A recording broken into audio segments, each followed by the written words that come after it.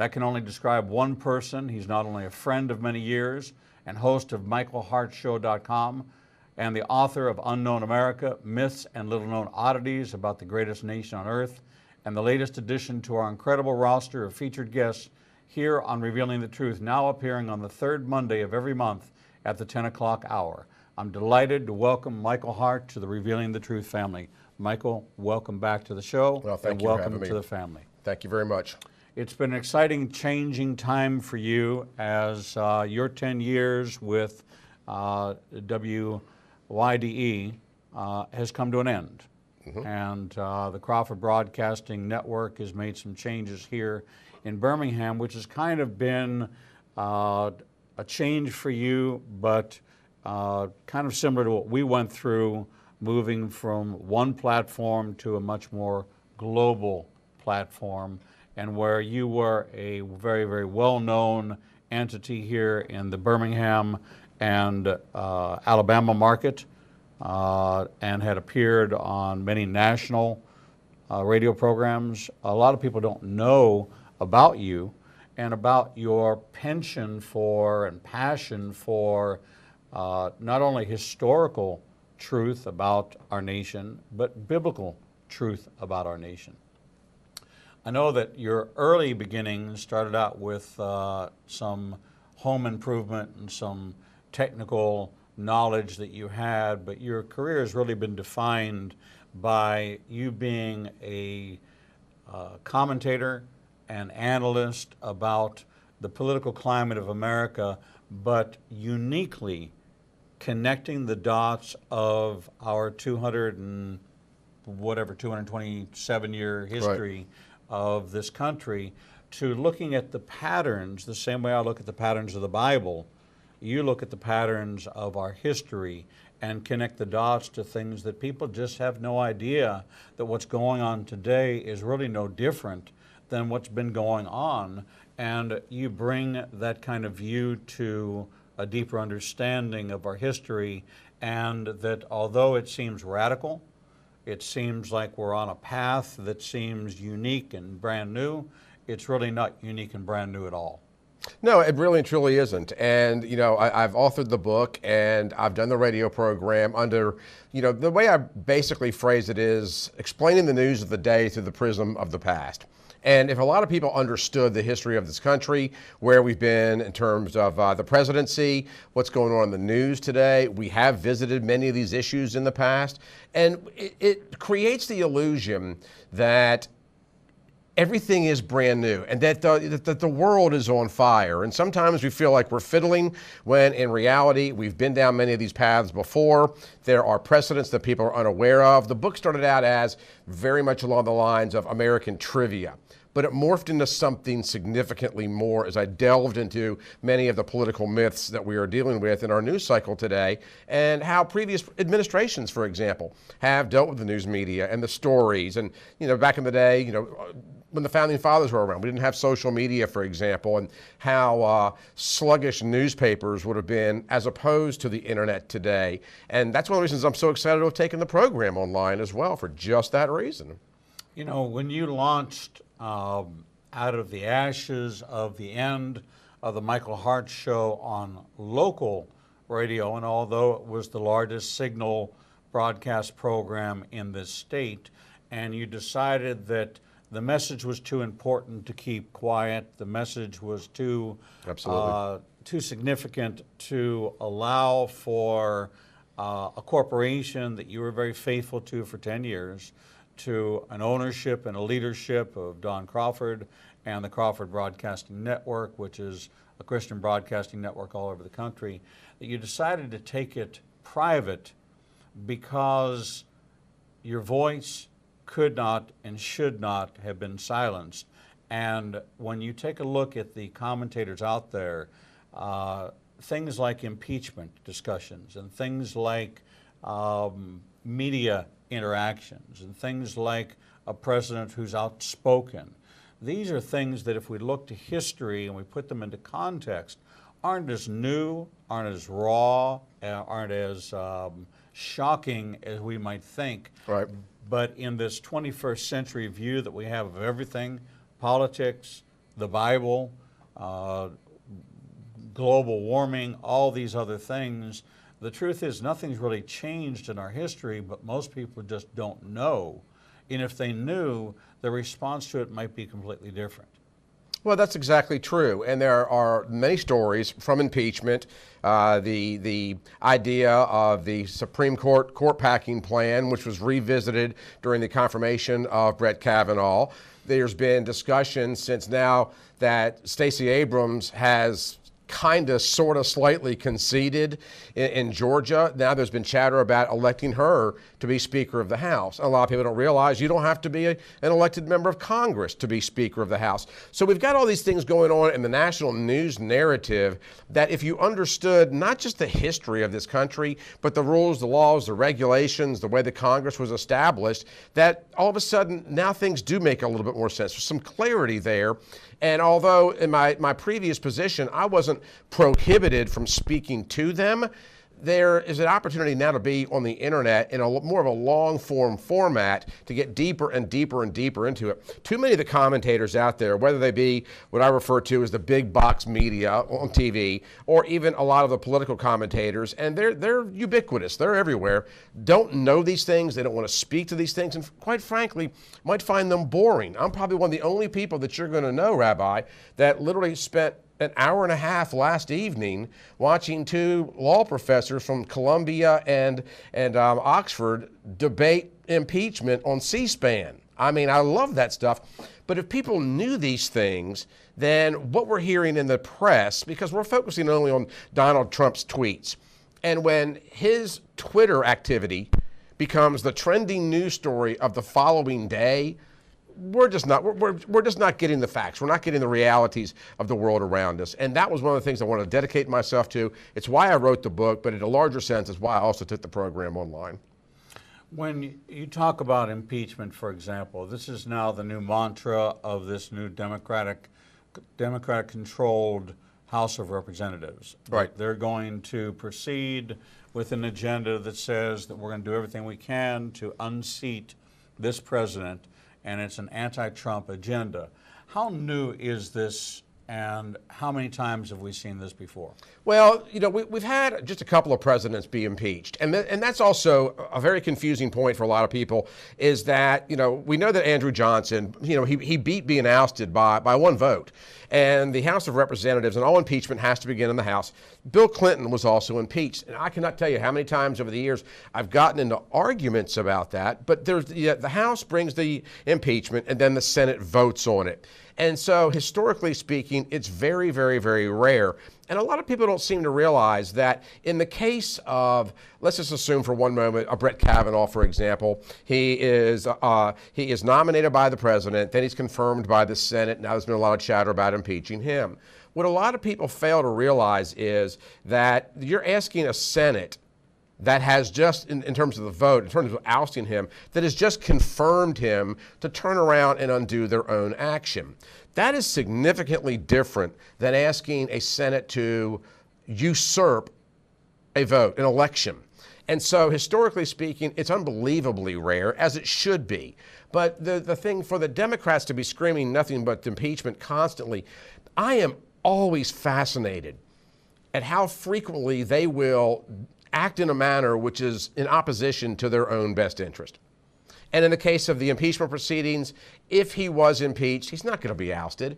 That's going to inspire him, compel him, if you will, to utilize executive actions even more frequently. And they run the risk of creating the very monarchy, and I use that in the little m monarchy, they are running the risk of creating a monarchy that they themselves have stated they're so abhorrent to. So it's the unintended consequences, but the rarity of impeachment in terms of a legitimate policy, we just don't see it. But as a weapon, and they've weaponized it, this is first time around.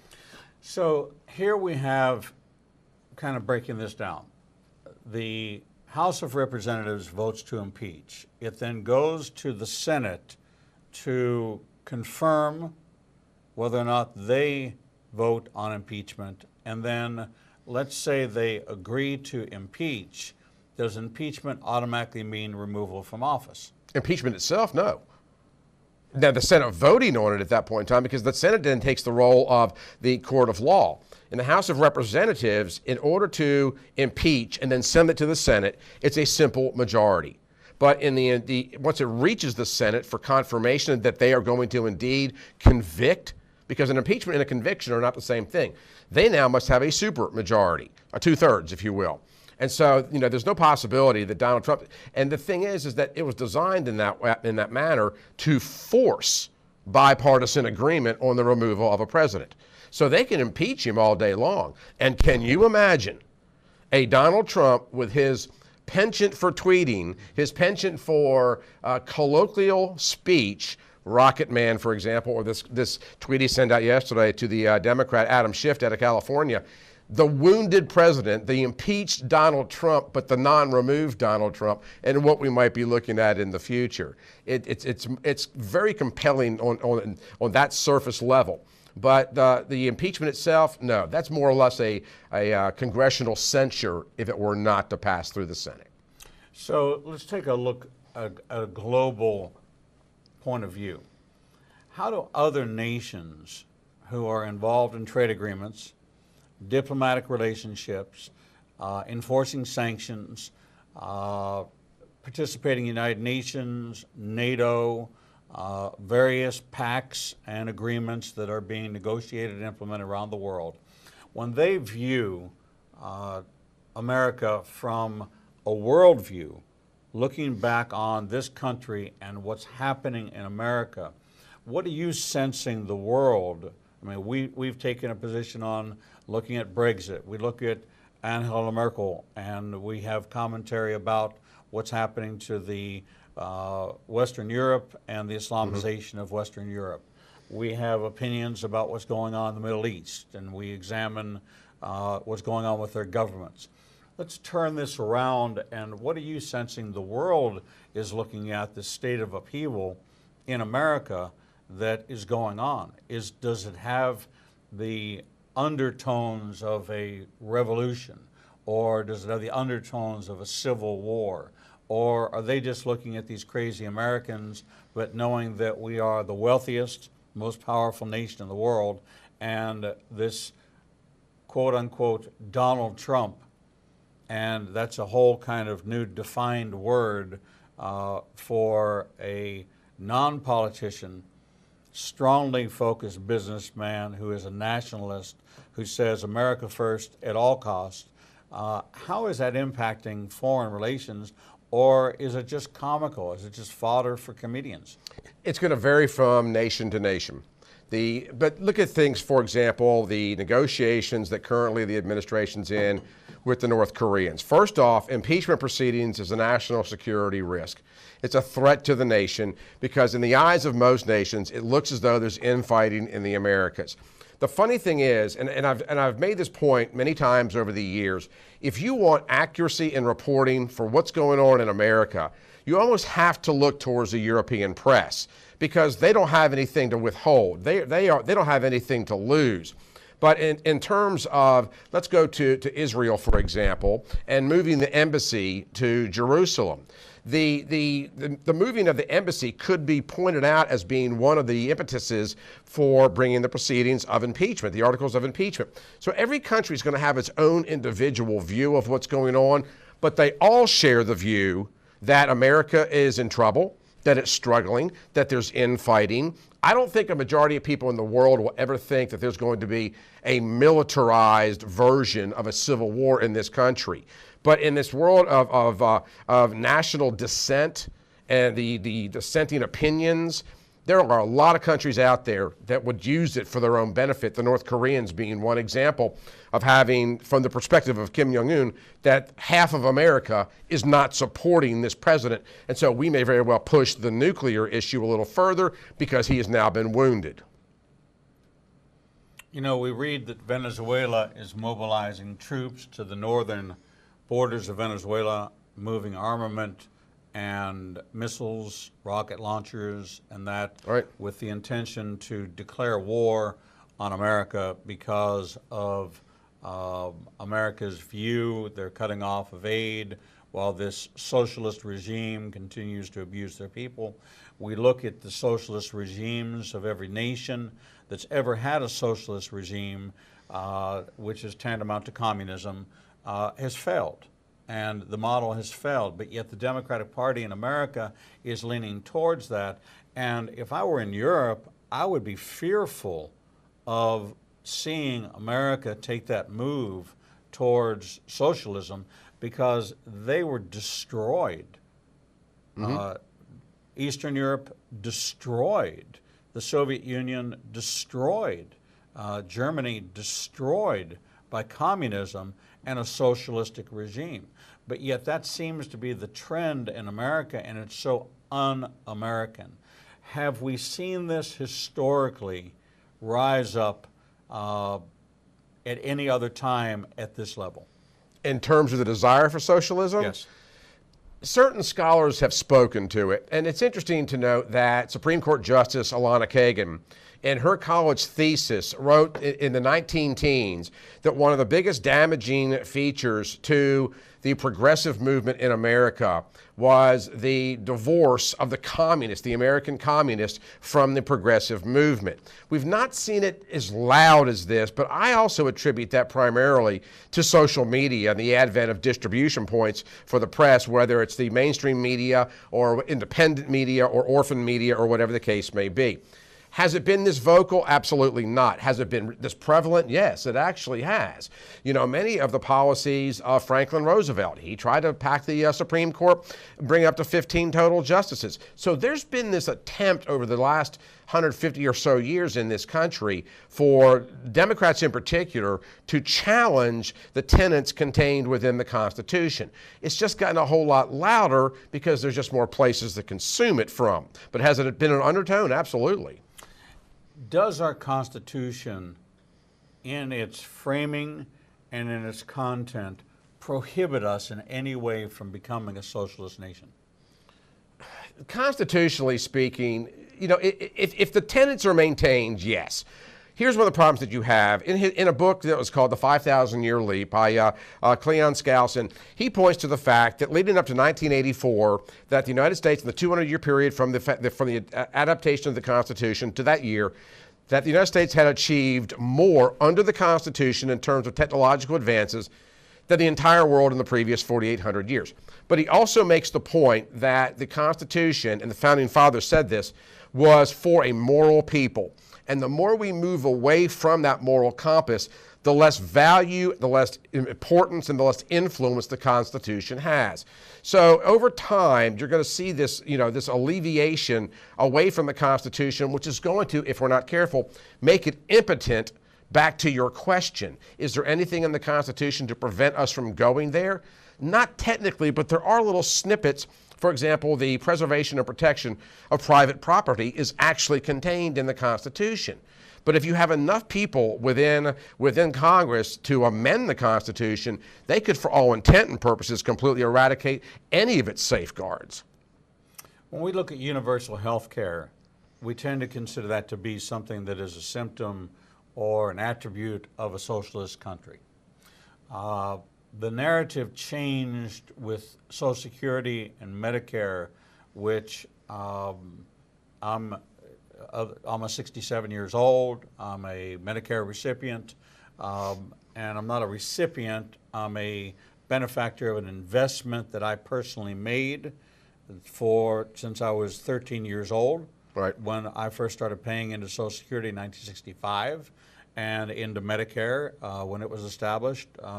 That money was withdrawn from my paycheck, and it was no different than me going to a third party and buying an annuity, but yet they call it an entitlement program, and it's been lumped into entitlement programs as if I am being supported by the United States. No, I'm not. I'm getting a return on my investment that for 54 years I paid in to a system that was offered to all Americans as a way to set aside money for your retirement. Okay? How did we get this to become an entitlement program and call this something that I consider food stamps, welfare, Those kind of things are entitlement programs, are subsidies for refugees or immigrants, entitlement programs. It costs, I just read the other day that a Korean War veteran, right, receives $1,200 a month, and a refugee, an illegal immigrant, receives $1,700 a month. There's just something wrong with the system that the veteran paid in to his Social Security, and the person coming here and landing on our borders is now supported by a system that is protecting him and giving him more benefits than anything he deserves just because he landed on American soil illegally. It's so skewed. How did we get it so convoluted? And how is it that a Judeo-Christian nation that says that 72% of Americans subscribe to a Judeo-Christian value or identify as a Christian could possibly vote for a socialist, pro-choice, pro-LGBT agenda and call themselves a Bible-believing Christian? You have got an enormous move in this country to redefine the meaning of words. And we've seen it in the use of the word fascist, for example, or even access to health care. You know how you access health care? You get your checkbook out. The reality of it is that over the course of the last several decades, many politicians in Congress have been very reliant on the ignorance of the American public. They tell them anything that they want to hear. And most people will sit idly by for just that. The case in point to speak to Social Security. You paid into it. Is it an entitlement program? It has aspects to it that can be, if exploited under the exact same example you just shared about the immigrant or the migrant that's here illegally. But no, it's not a purebred entitlement program. Too many people in this country have taken the word, social out of Social Security and automatically made it a socialist program, which is just a very inaccurate term for it. But the reality of it is politicians redefine words all the time, and they use it to their benefit to really, quite frankly, pull the wool over the eyes of the great uneducated that don't pay any attention to what's going on in the world around us. Now, how did we get here? Because there is this mindset, and I've said this so many times, it's not a matter of right versus left, but us versus them.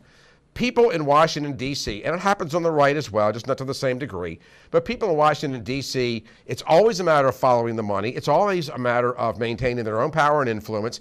It's always a matter of them taking back to their own individual districts or their states the goodies of government, if they can, for the purposes of staying in elected office. Somehow in America, we seem to bestow upon our politicians some level of respect and honor that is not due.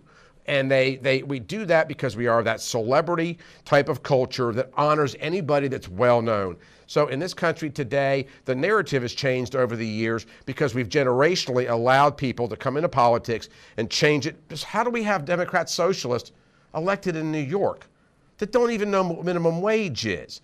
People aren't paying attention to the process, Rabbi. They are usurping it. They go to the polls, they vote, they think their job is done. That would be tantamount to us getting married, not you and I, but taking on a spouse, having the honeymoon, and then never paying attention to one another again and expecting the marriage to flourish. It just doesn't work that way politically, but they're dependent upon people believing that it would work that way.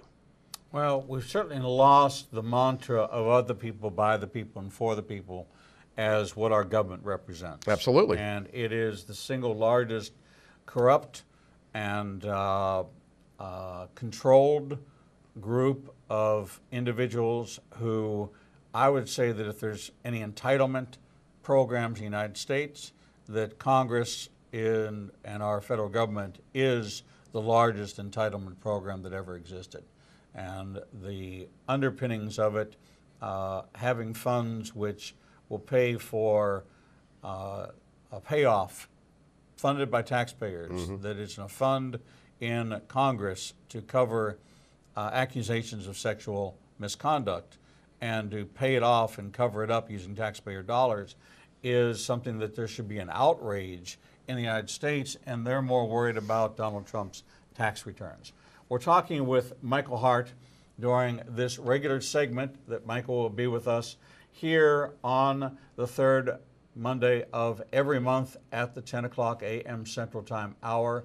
And we are talking about his book, Unknown America, Myths and Little Known Oddities About the Greatest Nation on Earth, and his new blog talk radio show, michaelhartshow.com. You can find him online and hear him every day, and the times you're on every day are?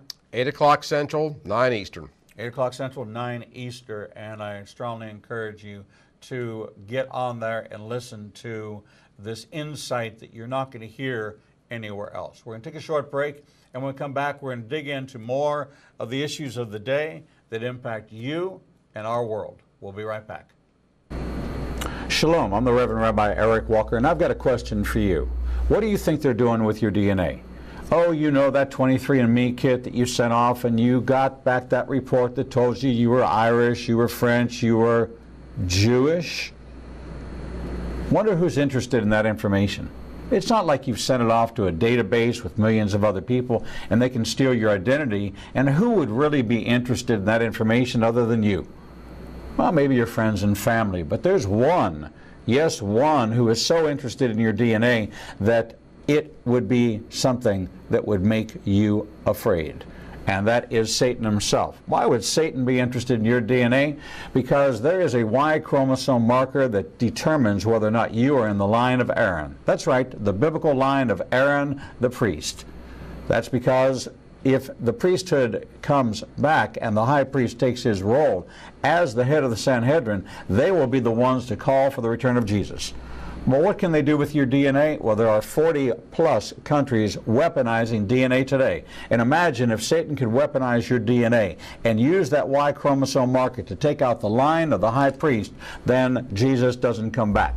That is the plot behind the best-selling book, The Codex, now out in second edition on Kindle, $2.99, also available in paperback. This is a biblical thriller beyond comparison that's going to take you on an incredible journey to understand what they could do with your DNA. I also want to encourage you to visit our website, ignitingnation.com, and click on special offers. There you're going to find the yellow cover of this book, The 7 Laws of Abundant Living, Lessons Learned from the Tree of Life.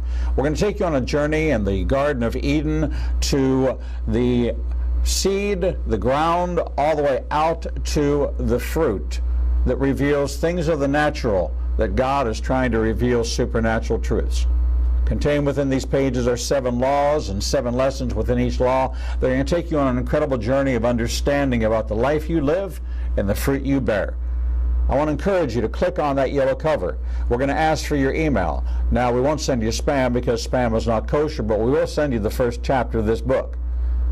I want to encourage you to get 7 Laws of Abundant Living, Lessons Learned from the Tree of Life. You can get it on Amazon. You can get it on Barnes & Noble. You can get it at Books A Million, wherever great Christian books are sold. Take this journey with me to the Tree of Life in the Garden of Eden and to the Tree of Life we see again at the River of Life. Get your copy today.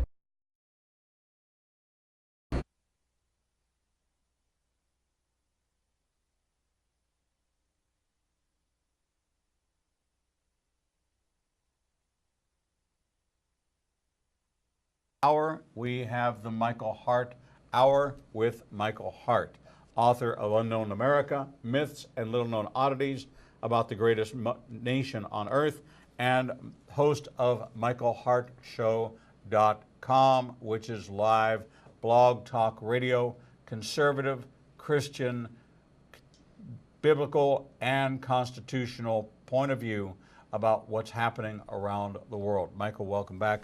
Thank you for having me. Michael, there's a huge issue with sexual impropriety.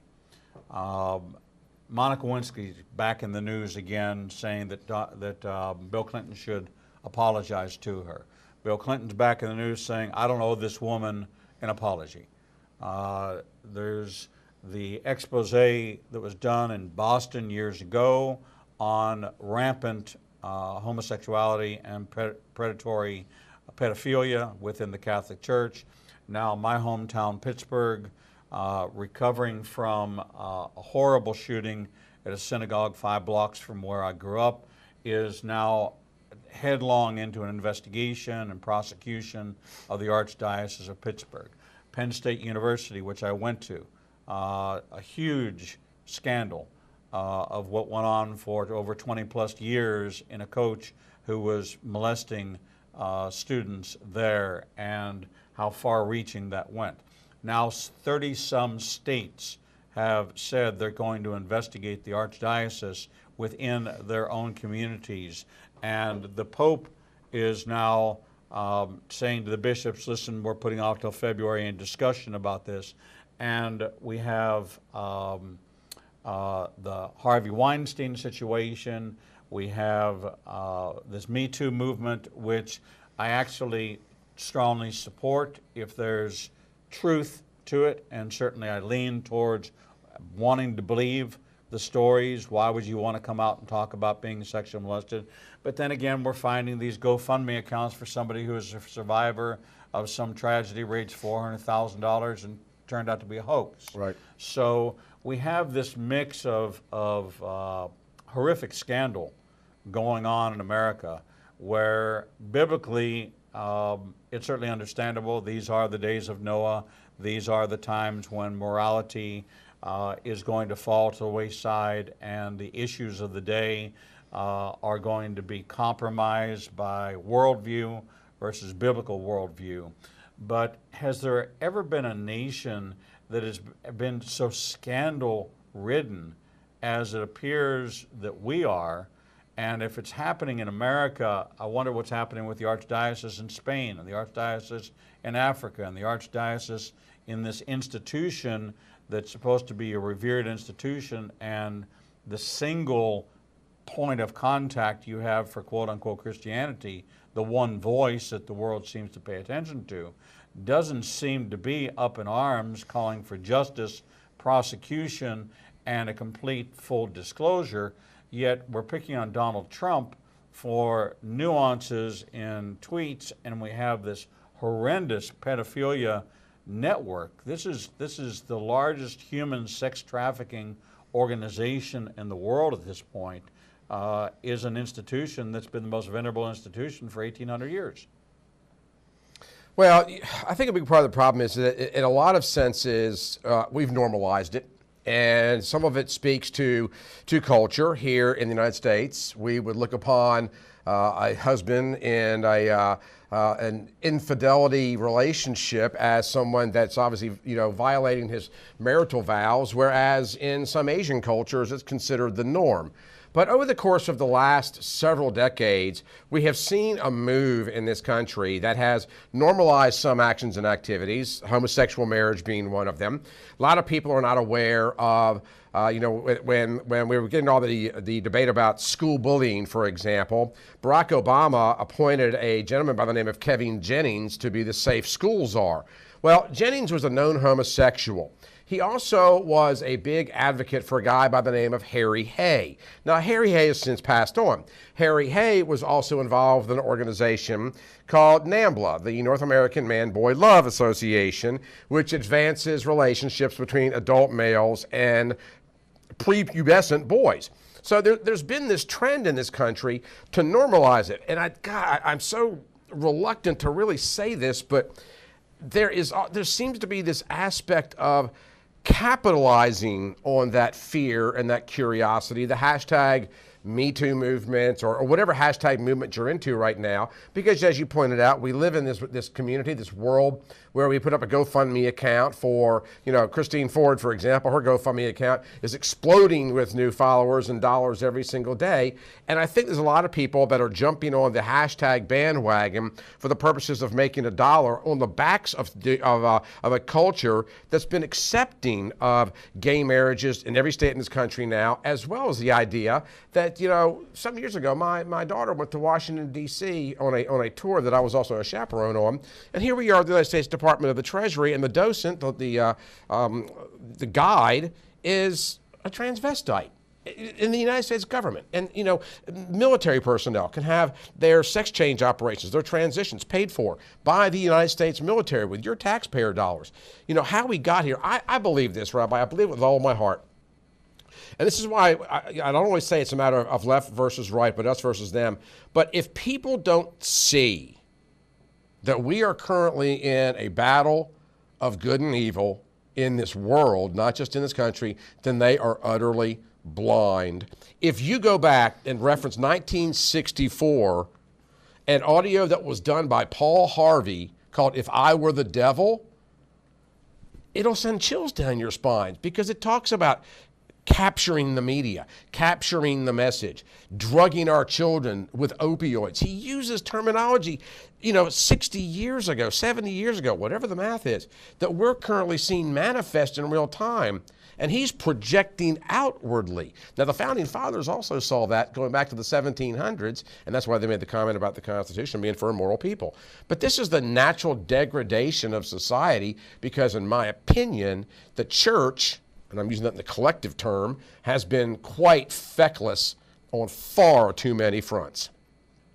Well, you and I have had many conversations about the Black Robe Regiment being the feared group of voices that the British were afraid of, and that was the man in the pulpit. There's no longer any fear because there's no power in the pulpit when it comes to social change.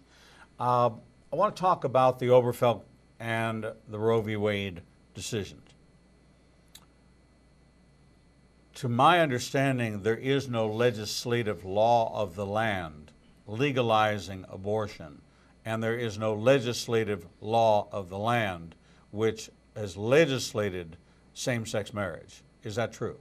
Yes, it is. It's quite confusing, and the reality of it is that, when they spoke to, for example, same-sex marriage, essentially the Supreme Court is saying that individual states don't have a right to make changes, that would fall under the Supremacy Clause of the United States Constitution, basically legalized. It was a backdoor legalization.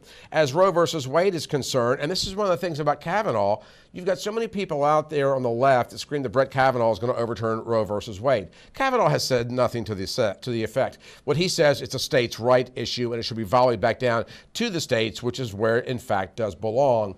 But as far as what you're talking about, when Roe came out, she was anonymous. And the idea is that she could not have her rights. It was a rights thing. It wasn't an abortion thing. It's just like looking at the story with Stacey Abrams running for Speaker of the House. Does the Constitution say that she can run as Speaker of the House, be a non-member? No, it doesn't. But it doesn't say she can't. And that's where you get these Roe versus Wade and these gay rights type of legislations because the Constitution didn't speak to them because they should have always been dealt with on the state level. And that's a big part of the problem. On the right, you have people that are advocates of state rights. On the left, you've got this big government nationalized supremacy clause viewpoint. And there are too many places in the Constitution where the Constitution does not strictly prohibit or advance. There's your loophole, and they run right through it. But in essence, the Supreme Court has no power to create law. And Roe v. Wade was not the establishment of a new law that was legislated. There was never anything enacted in Congress that created a law of the land legalizing abortion. That is correct. And even a few weeks ago during the midterms, in the state of Alabama, there was an amendment to the state of Alabama Constitution that outlawed abortion.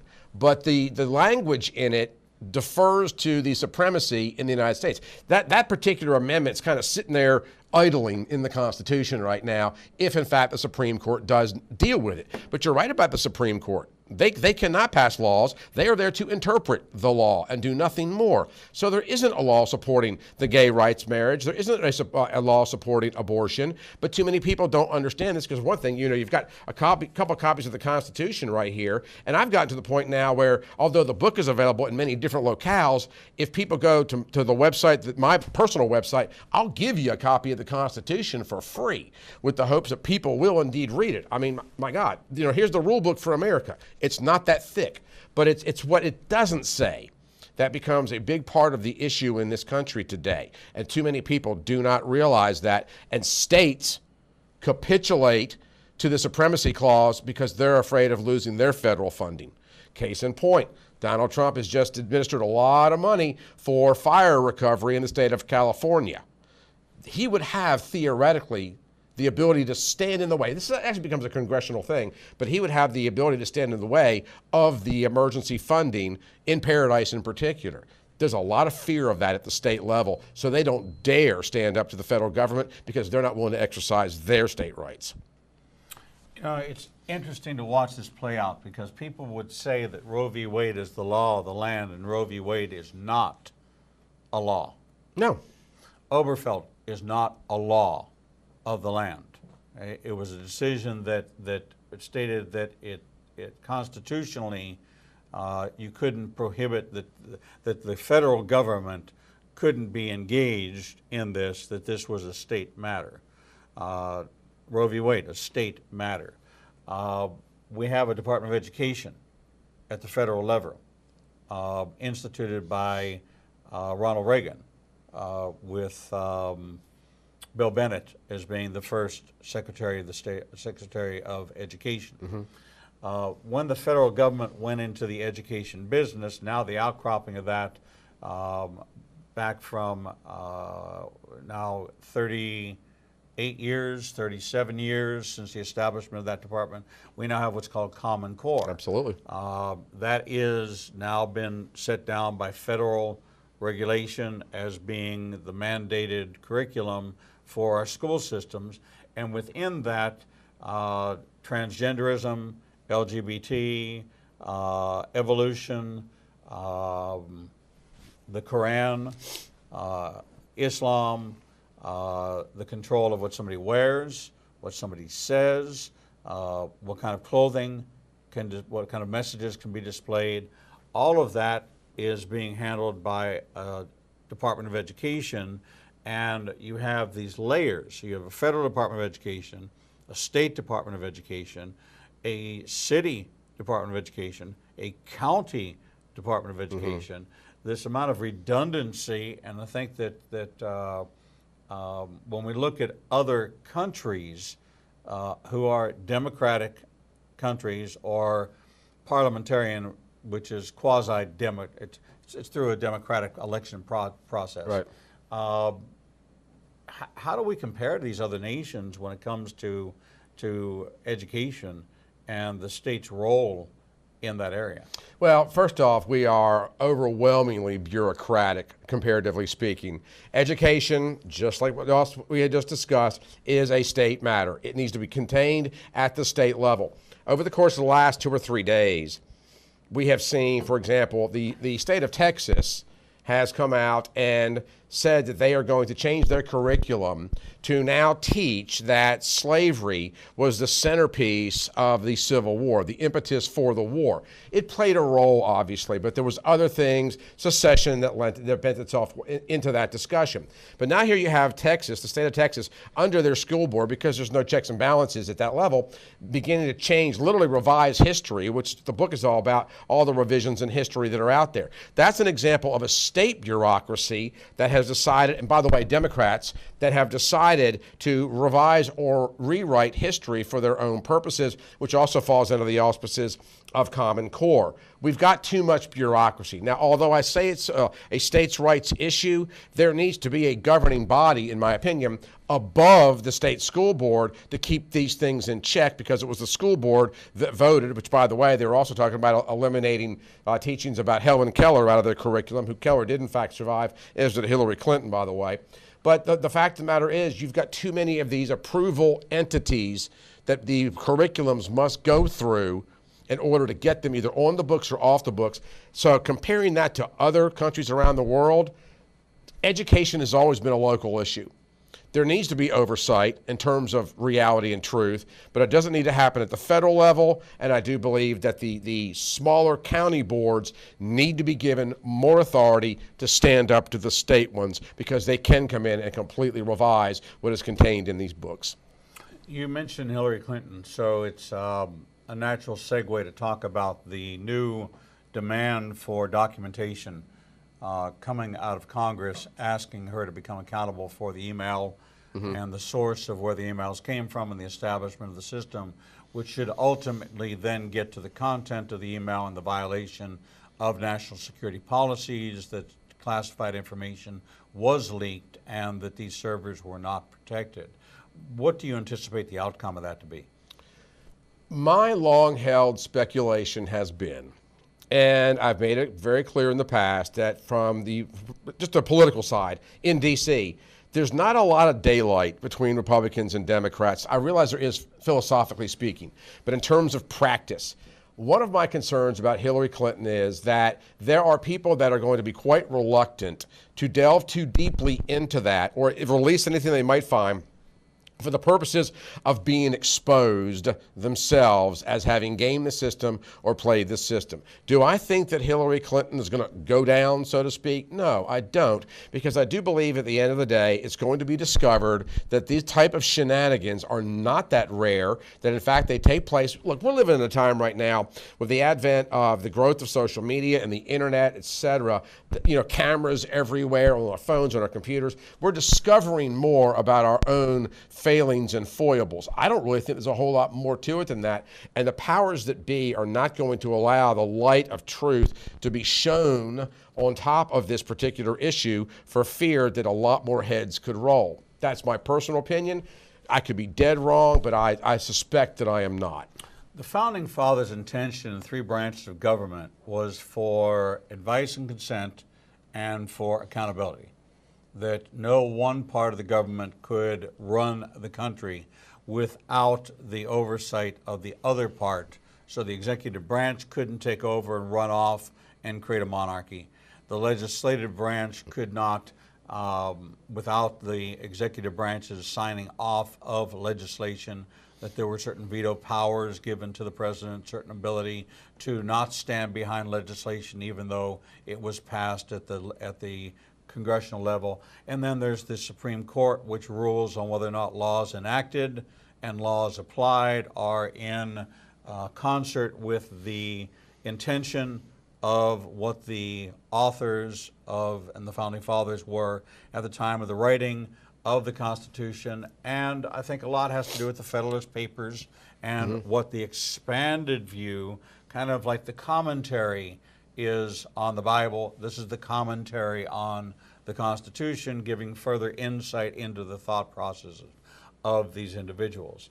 If we wind up as a country where we have one branch of the legislative branch, the House of Representatives, who is not about any of the interests of the people, but only of an agenda to usurp the authority of the executive branch, that they bring basically a screeching halt to much needed infrastructure legislation, much needed military funding, much needed capital reduction and budgetary.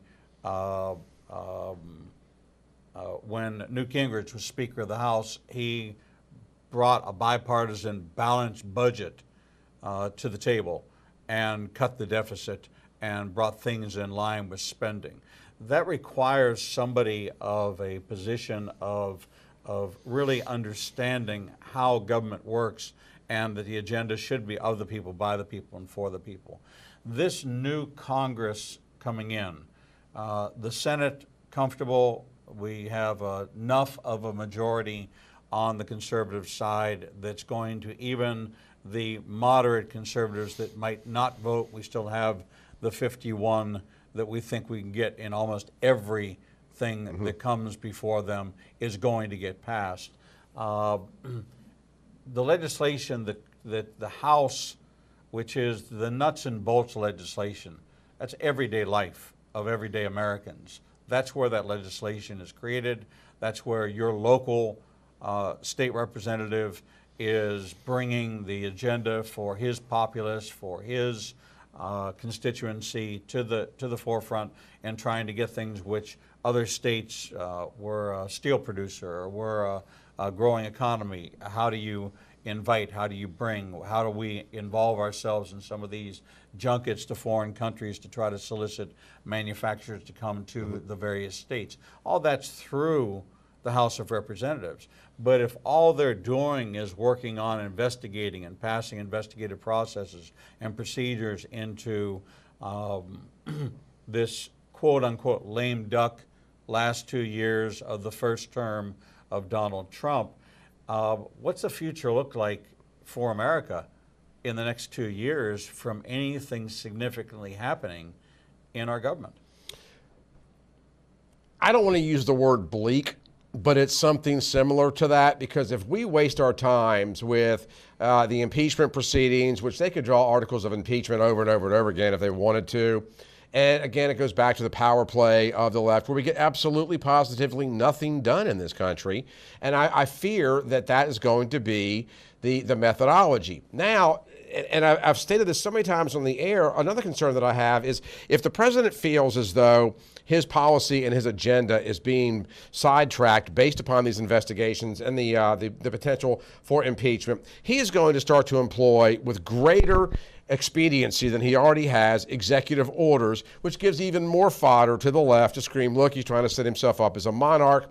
And as you're well aware, the Supreme Court and the court system as a whole, the judicial system, has been weaponized by the left for the purposes of trying to force legislation into the courts. You know, we get these stays that are constantly thrusting some of these debates and arguments in front of the Supreme Court. So you've got, for the first time, the checks and balances is a great terminology. But right now, there's little combat between these three different entities. And it's so remarkable to me that people simply cannot see that dynamic right before their very eyes. This is one of the reasons they were so fearful of Brett Kavanaugh. They knew they had weaponized the Supreme Court. They knew that they were not going to be able to brandish that weapon in the future. So the issue here is, will the president use their own playbook against them and volley his executive orders back in front of a very friendly Supreme Court? Well, there's so much to talk about, but unfortunately we're out of time. We've been talking with Michael Hart during this hour, where Michael will be featured as a featured guest, coming on every month to talk about the politics of the day and Unknown America, myths and little known oddities about the greatest nation on earth. You can't just find him here on Revealing the Truth. You can find him Monday through Friday at 8 a.m. Central Time at michaelhartshow.com, and we will make sure that that link is published. Michael Hart, it has been just, as always, a pleasure to see you, my pleasure, my friend. And look forward to seeing you in December. Wishing you and your family a very happy Thanksgiving. And to you as well. We're going to take a short break, and when we come back, we'll bring you the next edition of Revealing the Truth.